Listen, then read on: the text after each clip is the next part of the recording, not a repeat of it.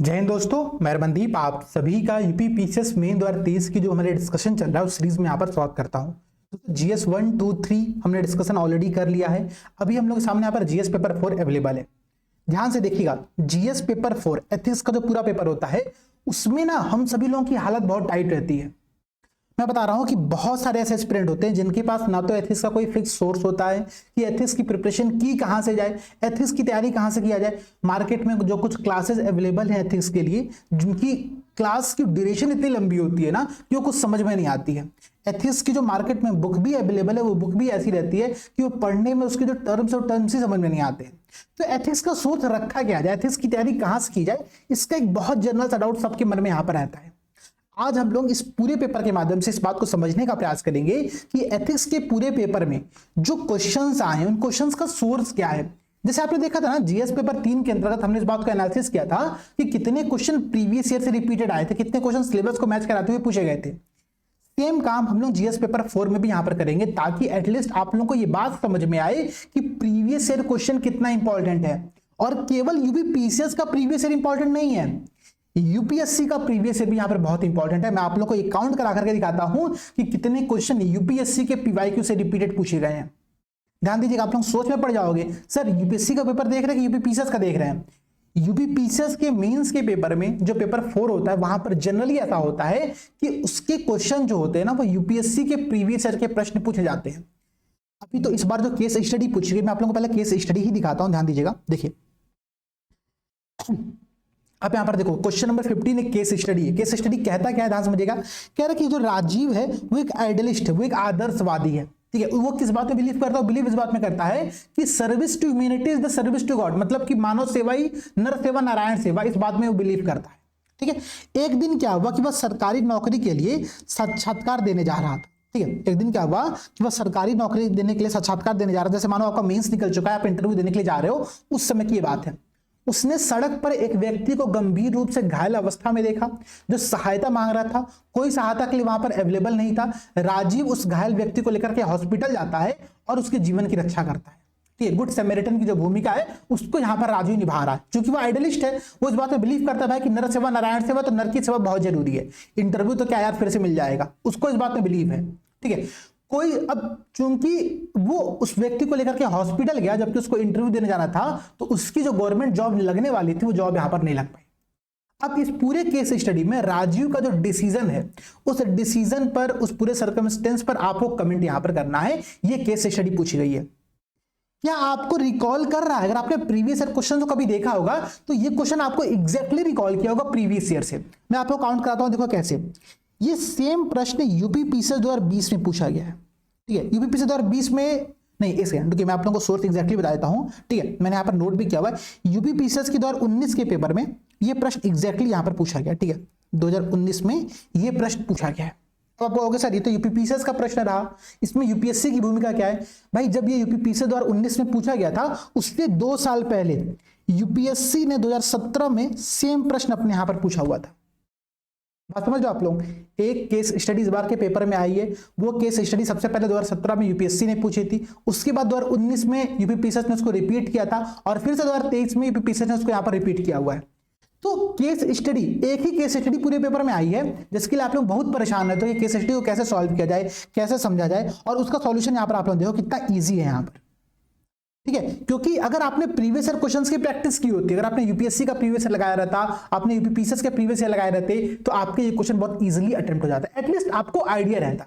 देखो एक बात समझना, क्वेश्चन के सोर्स आपको पता चल जाए, क्वेश्चन का पूरा आपको पता चल गया, हाँ भाई ये क्वेश्चन सोर्स हमारे पढ़े हुए सारे क्वेश्चन आए हुए, उसके बाद भी 3 घंटे में 3035 शब्द को लिखना एक बहुत टफ वर्क है। जितने सारे दोस्त मीन्स लिख रहे हो ना, इस बार एक बार जाकर के उन लोगों से आप लोग पूछना कि भाई तुम्हारे हाथ की क्या हाल चाल है। सब लोग मूव लगा लगा के अपनी आंसर राइटिंग कर रहे हैं, वहां पर एग्जाम दे रहे हैं, क्योंकि सबकी बैंड बजी पड़ी हुई है। आप 6 घंटा लगातार एक पेन को पढ़ के लिख करके देखो, ठीक है, और वो भी एक दिन नहीं, लगातार 4 दिन लिख करके देखो, आपकी हाथ की बैंड बच जाएगी। तो यहां पर इंपॉर्टेंट केवल ये बात नहीं है कि आपका सोर्स पता है, आपको पूरा कंटेंट पता है, ये बात भी यहां पर मैटर करती है कि आपकी स्पीड क्या है आंसर राइटिंग की, और इसके साथ साथ आप रेगुलर प्रैक्टिस कर रहे हो कि नहीं कर रहे हो। तो ये केस स्टडी आपने यूपीएससी के प्रीवियस ईयर से यहाँ पर देखा, ठीक है। और मैं कुछ क्वेश्चन आप लोगों को दिखाता हूँ जो कि यूपीएससी से यहाँ पर क्या है रिपीटेड प्रश्न आपको देखने को मिलेगा, ठीक है। फिर हम लोग यूपी पीसीएस के प्रश्नों पर यहाँ पर शिफ्ट होंगे।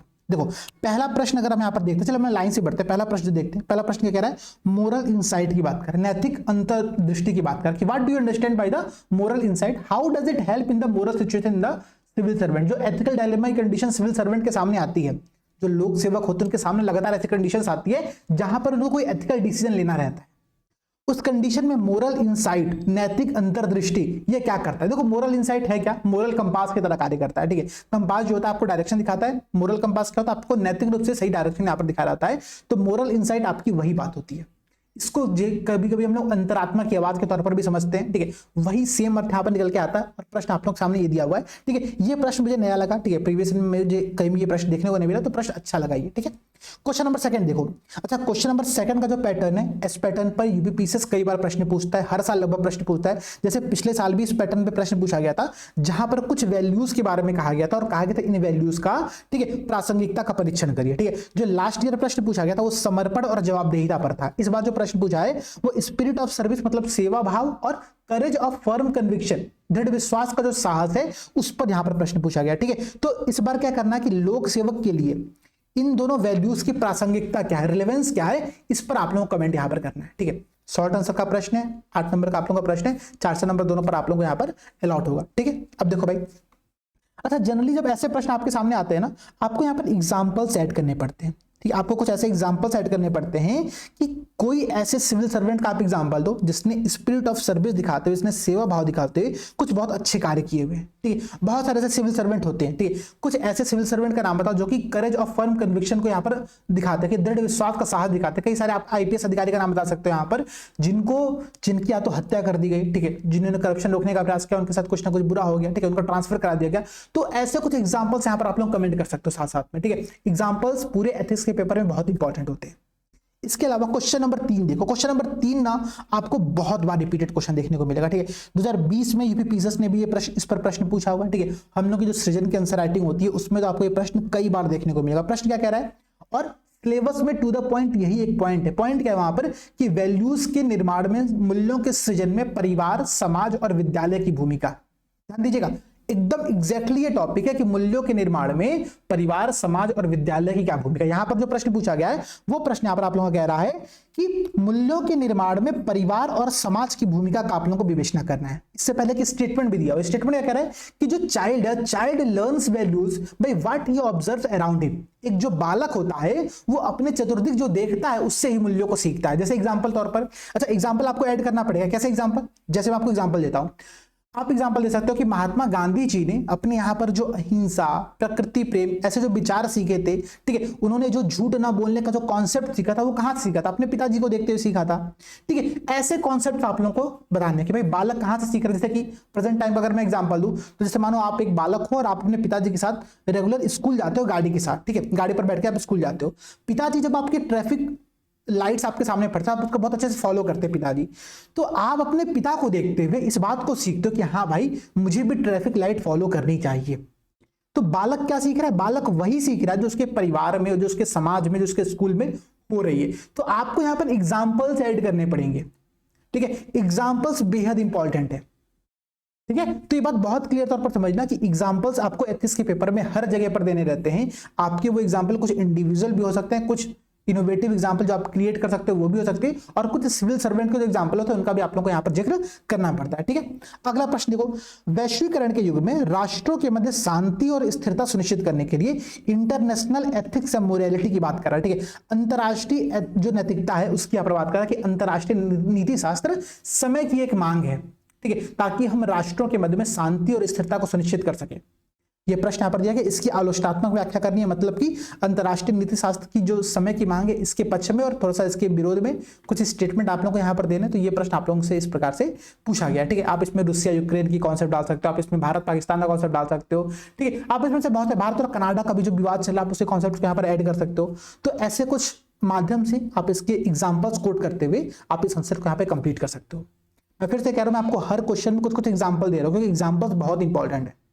अब देखो भाई, अगला प्रश्न यहां पर फिर से देखो, ठीक है। प्रश्न कह रहा है कि सूचना का छिपाव सार्वजनिक पहुंच और भागीदारी को बाधित करता है।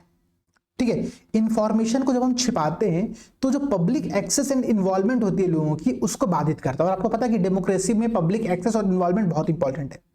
इस कथन के पूरे आलोक में, इस कथन के पूरे कॉन्टेक्स्ट में आपको क्या करना है यहाँ पर, ठीक है, सूचना साझा करने और पारदर्शिता के महत्व पर आप लोगों को चर्चा करनी है। ठीक है, आप यहाँ पर पारदर्शिता का महत्व पर चर्चा कर सकते हो। ठीक है, आप इसके साथ साथ यहाँ पर कुछ ऐसे बात बताते हो कि राइट टू इन्फॉर्मेशन के तहत क्या क्या यहाँ पर पॉजिटिव पॉइंट्स रहा है, आप उसके एक दो एग्जाम्पल भी यहाँ पर ऐड कर सकते हो। ठीक है, तो सूचना साझा करना और पारदर्शिता के महत्व पर आपको यहाँ पर टिप्पणी करनी है। ये प्रश्न आप लोग को यहाँ पर दिया गया है। ठीक है, अगला प्रश्न देखो भाई, अगला प्रश्न एटीट्यूड के संदर्भ में सिलेबस का एग्जैक्टली एक पॉइंट है।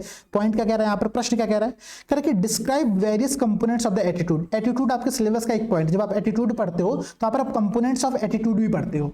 ठीक है, आप उसको यहाँ पर लिख सकते हो आसानी से। फिर कह रहा है कि discuss factors that influence attitude formation. अभिवृत्ति के निर्माण में कौन कौन से कारक उसको प्रभावित करते हैं, इसकी बात यहां पर कर रहा है। सृजन में एग्जैक्टली ये प्रश्न आप लोगों को यहां पर डिस्कस किया गया कई बार। ठीक है, देखिए मैं एक बात बहुत सिंपल से कह रहा हूं, अगर आपको 2024 में मेंस देना है, ठीक है, आप यूपीएससी हिंदी के साथ लगातार 5 महीने सृजन की आंसर राइटिंग करो। ठीक है, देखो 28 सितंबर से स्टार्ट हो रहा है और मैं कह रहा हूं फरवरी तक, क्योंकि जब तक हम लोग फरवरी क्या होता है, फरवरी तक हम लोग मेंस की प्रिपरेशन कर सकते हैं, उसके बाद हम लोग को प्रीलिम्स फोकस्ड होना पड़ता है। ठीक है, तो आप ये 5 महीना सृजन की आंसर राइटिंग जम करके करो। आप करोगे 250 प्रश्न यहाँ पर आप लोगों की प्रैक्टिस हो जाएगी और ये आपका सिलेबस का एक अच्छा खासा पोर्शन यहाँ पर कंप्लीट कराता है। ठीक है, तो ये इसका महत्व होता है। ये सारे क्वेश्चन सृजन में हम लोग प्रैक्टिस करते रहते हैं रेगुलरली। एथिक्स के क्वेश्चन जनरली आपके देखे हुए आते हैं, पढ़े हुए आते हैं, लेकिन बस डिफरेंस यहाँ पर ये रहता है कि आपको अपने क्वेश्चंस के आंसर में एग्जांपल्स कोट करने पड़ते हैं, 3 घंटा में पूरा पेपर कंप्लीट करना पड़ता है। ठीक है, और कुछ नए तरीके से उसके फॉर्मेटिंग करनी पड़ती है। ठीक है, ये बात यहां पर आप लोगों को ध्यान देना पड़ेगा। अगला प्रश्न देखो, discuss any 2 important attributes which you consider important for the public servant. ठीक है, लोक सेवक के लिए कौन से 2 मूल्य ऐसे हैं जिनको कि आप बहुत इंपॉर्टेंट समझते हो, महत्वपूर्ण समझते हो। तर्क संगत यहां पर आप लोगों को उसकी व्याख्या करनी, जस्टिफाई योर आंसर। ठीक है, जस्टिफाई योर आंसर, इस बात को यहां पर कह रहा है। अब ध्यान समझिएगा आप लोग, बात बहुत सिंपल सी। अगर आपने नोलन कमेटी के रिपोर्ट्स पढ़ा होगा, ठीक है, नोलन कमेटी कहता है कि जो सिविल सर्वेंट होते हैं उनके जीवन में कुछ इंपॉर्टेंट वैल्यूज होते हैं, उनकी बात नोलन कमेटी करती है। ठीक है, यूके में बनाई गई थी नोलन कमेटी, उसकी बात यहाँ पर की जाती है। आप सेकंड ARC रिपोर्ट पढ़ोगे तो वो भी बताता है कि भाई सिविल सर्वेंट के अंतर्गत कौन कौन से मूल्य होने चाहिए। लेकिन प्रश्न ध्यान से पढ़ना, प्रश्न कह रहा है कि आप क्या समझते हो इंपॉर्टेंट। ठीक है, अब आप कोई नया मूल्य तो क्रिएट करोगे नहीं भाई, आप उसी 8 मूल्य में से, उसी 4 मूल्य में से जो कि आप रेगुलर पढ़ते आए हो सिविल सर्वेंट के लिए, उनको आप लोगों को यहाँ पर बताना। जैसे कि एक बता सकते हो भाई कि सहिष्णुता होनी चाहिए, टॉलरेंस होना चाहिए।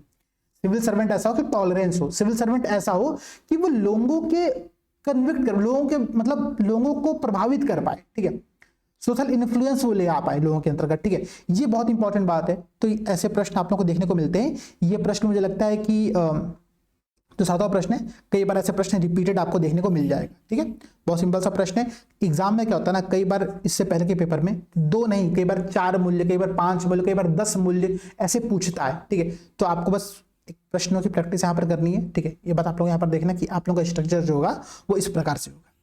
अगला प्रश्न देखो, ठीक है, अच्छा यहाँ पर ये ट्रांसलेशन एरर है, सिविल सेवक यहाँ पर होगा, ध्यान दीजिएगा। ये इसने सी को हटा दिया, विल सेवक कर दिया गया। ठीक है, तो सिविल सेवकों के बीच उदारता और वस्तुनिष्ठता को कैसे बढ़ावा दिया जा सकता है, अपना सुझाव दिए। ठीक है, हाउ कैन, ठीक है, liberality and objectivity be fostered among the civil servant, give your suggestions, इसकी बात यहाँ पर कर रहा है। तो ये प्रश्न आप लोग को यहाँ पर दिया गया। ठीक है, कि उदारता और वस्तुनिष्ठता, ठीक है, इसको कैसे सिविल सर्वेंट के अंतर्गत बढ़ाया जा सकता है, कौन कौन से यहाँ पर बातें लाई सकती हैं जिसके माध्यम से हम किसी सिविल सर्वेंट के अंतर्गत उदारता और ऑब्जेक्टिविटी को इंप्रूव कर सकते हैं। आपको अपना सजेशन यहाँ पर देना। ठीक है, अपना सजेशन मतलब ये नहीं कि आप एकदम नया इनोवेटिव सजेशन ला करके दो। अरे आपने कहीं पर पढ़ा होगा कोई सजेशन कि भाई इस प्रकार से हम ऑब्जेक्टिविटी को इंप्रूव कर सकते हैं, इस प्रकार से हम क्या कर सकते हैं कि उदारता को इंप्रूव कर सकते हैं, तो वो एग्जाम्पल्स आप लोग को यहाँ पर ऐड करने पड़ेंगे। ठीक है, सिंपल सी बात है। अगला प्रश्न देखो, सुशासन और प्रशासन के बीच इमोशनल इंटेलिजेंस की भूमिका की व्याख्या कीजिए। क्या कह रहा है कि सुशासन मतलब आपका गुड गवर्नेंस एंड एडमिनिस्ट्रेशन, इसमें इमोशनल इंटेलिजेंस की क्या भूमिका है, इसकी बात यहां पर आप लोगों से कह रहे हैं। अब ध्यान दीजिएगा, ये प्रश्न अगर मैं आपको बताऊं तो यूपी PCS में ही 2 बार आया हुआ है। ठीक है, 2020 में भी एक बार पूछा हुआ है और 2019 में भी एक बार पूछा हुआ है। ठीक है, ध्यान दीजिएगा, 2019 में तो सेम यही प्रश्न पूछा ही गया था। पूछा गया था सुशासन और प्रशासन के लिए इमोशनल इंटेलिजेंस की भूमिका की व्याख्या करनी है आप लोगों को। 2020 में जो प्रश्न पूछा गया था, प्रश्न वो इस प्रकार था कि आप प्रशासनिक कार्यों में, आप एडमिनिस्ट्रेटिव वर्क में इमोशनल इंटेलिजेंस का प्रयोग कैसे कर सकते हो। दोनों प्रश्न सिमिलर है, ठीक है। अगर आपने उस प्रश्न की प्रैक्टिस की होगी, ये प्रश्न आपके लिए बहुत ईजी रहेगा। तो बात समझना, मेरा पूरा फोकस इस बात पर है कि आप प्रीवियस ईयर क्वेश्चन को इग्नोर मत करो। हम लोग सबसे ज्यादा इग्नोर प्रीवियस ईयर क्वेश्चंस को ही करते हैं। हम दुनिया भर की टेस्ट सीरीज मार्केट से परचेज कर लेते हैं, ले लेते हैं, अपने पास सजा के रख लेते हैं, हाँ भाई ये इस कोचिंग की टेस्ट सीरीज है, ये 25,000 की मैंने खरीदा था, ये 50,000 की मैंने खरीदा हुआ है, ठीक है। और उससे प्रश्न आएंगे नहीं, प्रश्न जहां से आएगा वो आपका है प्रीवियस ईयर क्वेश्चंस की प्रैक्टिस, ठीक है। आप उसको पढ़ो, आप उसको रेफरेंस के तौर पर यूज करो, लेकिन आपका पूरा फोकस प्रीवियस ईयर क्वेश्चंस यहां पर होने चाहिए, ठीक है। अगला प्रश्न देखो, सामाजिक प्रभाव सोशल इन्फ्लुएंस पे प्रश्न दिया गया। अगर आप ध्यान दोगे तो पिछले साल लास्ट ईयर 2022 में एक प्रश्न पूछा गया था, ठीक है, कि सामाजिक प्रभाव और अनुनयन पर एक प्रश्न आया हुआ था। सेम प्रश्न यहां पर है, कह रहा है कि लोक प्रशासन में, ठीक है, पब्लिक एडमिनिस्ट्रेशन में सोशल इन्फ्लुएंस की क्या भूमिका है, उदाहरण के साथ इसको एक्सप्लेन करिए, ठीक है। उदाहरण से इसको एक्सप्लेन करिए, ये प्रश्न यहाँ पर पूछा गया। और देखो भाई सेक्शन बी में आते हैं, थोड़ा सा बड़े वाले प्रश्न आते हैं। यहाँ पर कह रहा है एथिकल गवर्नेंस की बात कर रहा है कि what do you understand by the ethical governance, ठीक है, एलुकिडेट विद एग्जांपल, उदाहरण से इसको स्पष्ट करिए, ठीक है। अगला प्रश्न क्या कह रहा है, ये प्रश्न थोड़ा सा टफ है, ये थोड़ा सा प्रश्न अच्छा है। कह रहा है कि जब गवर्नमेंट पॉलिसीज बनती है उस समय सिविल सर्वेंट को केवल जनता की भलाई पर ध्यान देना चाहिए, ठीक है, और उन नीतियों को लागू करते समय उसमें संभावित जो अनपेक्षित परिणाम होते हैं। आपने कोई स्कीम स्टार्ट किया, उस स्कीम के आपको कुछ फ्यूचर में निगेटिव इंपैक्ट देखने को मिल सकता है, तो उसको समझने की दूरदर्शिता भी एक सिविल सर्वेंट के अंतर्गत होनी चाहिए। इसकी बात यहां पर कह रहा है कि आपने कोई स्कीम स्टार्ट किया, उसका फ्यूचर में कुछ पॉसिबल अनएक्सपेक्टेड कॉन्सिक्वेंसेस हो सकता है, उसको कैसे समझा जाए, उसको कैसे डील किया जाए, ये सिविल सर्वेंट को समझना बहुत जरूरी है, ठीक है। तो फिर क्या कह रहा है कि आप इस कथन से सहमत हैं, अपने उत्तर के लिए युक्तियुक्त प्रमाण प्रस्तुत करें। ध्यान दीजिएगा, युक्तियुक्त प्रमाण मतलब एग्जांपल्स की बात कर रहा है। देखो इस प्रश्न में भी देखो, क्वेश्चन नंबर 11 में भी एग्जांपल की यहाँ पे बात कर रहा है, ठीक है। क्वेश्चन नंबर 10 भी देखो, उसमें भी एग्जांपल्स की बात कर रहा है, ठीक है। अब देखो आपको हर प्रश्न में ना कह रहा है कि एग्जांपल्स आप खुद ही दे दो। कई सारे प्रश्नों में क्वेश्चन में साफ लिखा हुआ है कि एग्जाम्पल भी आप दीजिए, और जिन प्रश्नों में नहीं लिखा है उन प्रश्नों में आप लोगों को अपने सामने से एग्जांपल ऐड करना है। एथिक्स का पूरा पेपर एग्जांपल्स का खेल होता है, ठीक है। जितना आप अच्छा एग्जांपल देते हो आपका आंसर उतना क्लियर होता जाता है, ठीक है। अगला प्रश्न भगवत गीता पर है। क्या कह रहा है कि can Bhagavad Gita be an ethical guide for the civil servant, क्या भगवत गीता लोक सेवकों की नैतिक मार्गदर्शिका हो सकती है? टिप्पणी करिए। देखिए मेरे पास हमेशा मेरे टेबल पर 2 बुक रहती है, ठीक है, एक सुंदरकांड, एक भगवत गीता, ठीक है। ये 2 हमेशा मैं अपने साथ रखता हूं। तो भगवत गीता जो है ना, इसके अपने में बहुत शानदार भूमिका है, ठीक है। मैंने भगवत गीता पर इससे पहले एक वीडियो भी लिया हुआ है यूट्यूब पर, आप उसको भी देख सकते हो वहां पर, ठीक है, वो यूट्यूब पे अवेलेबल भी है। तो सेम ये प्रश्न यहाँ पर दिया है कि जो भगवत गीता वो लोक सेवकों के लिए नैतिक मार्गदर्शिका किस प्रकार से होती है, इसको आप लोग कमेंट करना है, ये बात यहाँ पर ध्यान दीजिएगा। अगला प्रश्न कह रहा है कि what is mean by the human action in the ethics, मानव कर्म से नीति शास्त्र में क्या तात्पर्य है। ये प्रश्न थोड़ा सा टफ है, मतलब सबसे टफ जो मुझे उस पूरे पेपर में प्रश्न लगा वो प्रश्न क्वेश्चन नंबर 14 लगा, ठीक है, कि मानव कर्म में नैतिकता के निर्धारक और परिणाम की विवेचना करें, discuss the determinants and the consequences of the ethics in the human action, ठीक है। ये प्रश्न आप रखना सबसे टफ प्रश्न है, इस प्रश्न को आप यहाँ पर ध्यान दीजिएगा, ठीक है। अगला कुछ प्रश्न देखो, केस स्टडी आपने देखा ही हुआ इससे पहले, क्या है, अच्छा केस स्टडी आप लोगों का आज का होमवर्क है। आप सभी को केस स्टडी की प्रैक्टिस करनी है, ठीक है। केस स्टडी का आंसर लिख करके सबमिट करना, उसको हम लोग एक बार वहां पर देखने का प्रयास करें, ठीक है। अगला प्रश्न देखो, कह रहा है कि what are the major principle of the public life, लोक जीवन के मुख्य सिद्धांत क्या है, डिस्कस विद सुटेबल एग्जांपल्स, ठीक है। कुछ एग्जांपल के साथ, देखो एग्जांपल्स खुद ही मांग रहा है एग्जामिनर, कह रहा है भाई कि एग्जांपल दो, मैं एग्जांपल का भूखा हूं, ठीक है, मुझे एग्जांपल दो, मुझे एग्जांपल दो, ये आयोग यहां पर खुद ही कह रहा है, तो आपको एग्जांपल तो ऐड करना ही पड़ेगा हर प्रश्न में, ठीक है। सबसे इंपॉर्टेंट बात है कि पूरा एथिक्स का पेपर एग्जांपल्स का होता है। मैंने एक 25 इंपॉर्टेंट केस स्टडी का एक वीडियो लिया हुआ है, ठीक है। अगर आप लोग उस वीडियो को देखोगे तो यहाँ पर मैंने 25 एथिक्स स्टोरी शेयर किया है आईएएस अधिकारियों की, आईपीएस अधिकारियों की, ठीक है, जो कि बहुत अच्छा उन्होंने एक कुछ वर्क किया हुआ है। तो वह केस स्टडी अगर आप लोग याद करते हो ना, तो उस 25 में से 3-4 केस स्टडी आप लोग अपने आंसर राइटिंग में यूज कर सकते हो कहीं ना कहीं पर, उस रिक्वायरमेंट के अकॉर्डिंग क्वेश्चन के, ठीक है। तो वो एक बार आप लोग वीडियो जरूर देखिएगा। अच्छा अगला देखो भाई, कह रहा है कि now a day social media is used to influence public opinion either in the positive or in a negative way. Present time में क्या हो रहा है कि सोशल मीडिया का प्रयोग, ठीक है, लोगों की राय को सकारात्मक या नकारात्मक तरीके से प्रभावित करने के लिए किया जाता है। आप देखो ना, जितने पॉलिटिकल पार्टीज हैं वो भी सोशल मीडिया का प्रयोग कर रहे हैं, ठीक है। कोई बीजेपी की रील चला रहा है, कोई कांग्रेस की रील चला रहा है, कोई समाजवादी पार्टी की रील चला रहा है। तो हर जगह क्या हो रहा है ना कि आपको जनता को प्रभावित करने के लिए सोशल मीडिया का अच्छा सहारा है। आप यूट्यूब पर, इंस्टाग्राम पर, आप फेसबुक पर, हर जगह पर ऐसे रील्स की भूमिका है जो कि आपके विचारों को प्रभावित करने पर कार्य करती है, ठीक है। एक लोक सेवक होने के नाते, ठीक है, एक लोक सेवक के नाते आप इस मुद्दे का समाधान कैसे करेंगे, ये प्रश्न यहाँ पर कह रहा है कि अगर आप एक सिविल सर्वेंट हो तो आप लोगों को किस प्रकार से समझाओगे, किस प्रकार से बातों को एक्सप्लेन करोगे। तो इसमें आप 2-3 अप्रोच बता सकते हो आप, एक लॉन्ग टर्म अप्रोच, एक शॉर्ट टर्म अप्रोच। ठीक है, लॉन्ग टर्म अप्रोच में आप भाई लोगों को जागरूक करोगे, समझाओगे, उनको एक्सप्लेन करोगे। ठीक है, शॉर्ट टर्म अप्रोच में सबसे पहले तो आप इस बात को देखोगे ना कि सोशल मीडिया पर फेक न्यूज़ का स्प्रेड कम हो, उसके लिए आप कुछ अथॉरिटी सेट करोगे। आप अपने पुलिस डिपार्टमेंट में, अपने आपके पास जो भी डिपार्टमेंट होगा वहां पर एक प्रॉपर सेल बनाओगे जो कि सोशल मीडिया की निगरानी करे। जितने भी सोशल मीडिया प्लेटफॉर्म है, फेसबुक, ये अभी ट्विटर का नाम एक्स कर दिया गया है, इंस्टाग्राम, इन सब के टीम के साथ डिस्कस करोगे कि भाई कैसे हम लोग कर सकते हैं। अभी भारत में भी ऐसे बहुत सारे कानून बनाए गए हैं जहां पर सोशल मीडिया को रेगुलेट करने का प्रयास किया गया। ठीक है, तो उन सब बातों को आप शॉर्ट टर्म और लॉन्ग टर्म अप्रोच बता सकते हो। ठीक है, अगला प्रश्न क्या कह रहा है, ज्ञान के अभाव में सत्यनिष्ठा। ये प्रश्न पता है आप लोगों को, ये प्रश्न एग्जैक्टली यूपीएससी ने 2014 में पूछा हुआ था। ठीक है, यूपीएससी ने 2014 में एग्जैक्टली ये प्रश्न पूछा। प्रश्न क्या है कि integrity without the knowledge is weak and the useless, but knowledge without integrity is the dangerous and the terrible. What do you understand by the this statement, discuss. एक इसी प्रकार से ना एक जो गांधी जी के 7 पाप का कॉन्सेप्ट है। ठीक है, जो गांधी जी बताते हैं कि ये 7 पाप होते हैं, उसमें एक है कि ज्ञान, चरित्र के बिना ज्ञान। ठीक है, नॉलेज विदाउट कैरेक्टर। इसमें आप लोग बहुत सारे एग्जांपल्स आप लोगों को याद होगा। ठीक है, डॉक्टर अब्दुल कलाम का एग्जांपल याद होगा, लादेन का एग्जांपल याद होगा। ठीक है, ऐसे एग्जांपल्स आपके पास रहते हैं पहले से, यहाँ पर उन एग्जांपल्स का प्रयोग करना है। लेकिन यहाँ पर जो प्रश्न है ना, वहां पर चरित्र की बात नहीं कर रहा, यहाँ पर इंटीग्रिटी की बात कर रहा है। अब बात समझिएगा, जैसे अगर मैं आपको कुछ एग्जाम्पल यहाँ पर देने का प्रयास करूं, ज्ञान के अभाव में सत्यनिष्ठा का मतलब क्या है। 2 लोग हैं, मान लो कोई एक पुल का निर्माण चल रहा है, एक पुल का कंस्ट्रक्शन चल रहा है, उसमें 2 लोग हैं, एक है इंजीनियर वहां का है, ठीक है, और एक है वहां का मजदूर।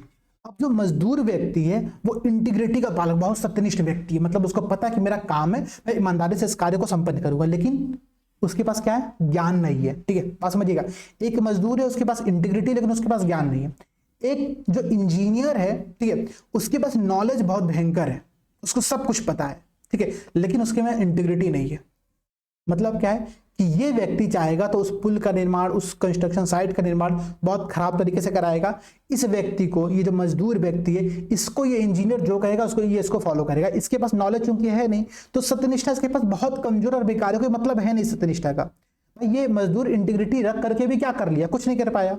लेकिन ये व्यक्ति जिसके पास नॉलेज था लेकिन इंटीग्रिटी नहीं था, बहुत खतरनाक और भयानक हुआ, हो सकता है फ्यूचर में वो पुल ढह जाए। ठीक है, तो ये एग्जांपल आपके सामने बहुत शानदार है, आप इस एग्जांपल का प्रयोग कर सकते हो। यूपीएससी ने 2014 में एग्जैक्टली प्रश्न पूछा, सेम प्रश्न पूछा हुआ है। मैं फिर से बता रहा हूं, आप लोग जाना, मेरी बात को बिल्कुल बिलीव मत करना। ठीक है, आप लोग जाना, प्रीवियस ईयर क्वेश्चन उठाना, आप लोगों को सारे प्रश्न वहां पर रिपीटेड मिल जाएंगे। ठीक है, अगला प्रश्न देखो कि लोक सेवक के द्वारा कर्तव्य निर्वहन न करना एक प्रकार का भ्रष्टाचार है। पता है आपको, यूपीएससी ने 2019 में सेम प्रश्न पूछा हुआ है। 2019 में यूपीएससी ने एग्जैक्टली सेम प्रश्न पूछा हुआ है। Non performance of duty by a public servant is a type of a corruption. Do you agree with this statement, explain logically. ये प्रश्न यहाँ पर कह रहा हूं, ध्यान दीजिएगा। ये प्रश्न यूपीएससी ने 2019 में पूछा हुआ है और हमने यूपीपीएससी में इसको फिर से रिपीट कराया। ठीक है, इसका मतलब क्या है भैया, इसका मतलब ये है कि केवल यूपीपीएससी का प्रीवियस ईयर मत देखना, एटलीस्ट एथिक्स के पेपर में यूपीएससी के पिछले 5 साल के पेपर, यूपीपीएससी के पिछले 5 साल के पेपर जरूर सॉल्व करके जाना। ठीक है, आपका स्ट्रक्चर पूरा क्लियर रहेगा, आपका पूरा तैयारी यहाँ पर अच्छी रहेगी। ठीक है, तो इसका मतलब क्या हुआ कि लोक सेवक, अब यहाँ पर क्या कर सकते हो ना, करप्शन को डिफाइन करने के लिए ट्रांसपेरेंसी इंटरनेशनल कुछ कोड का प्रयोग कर सकते हो।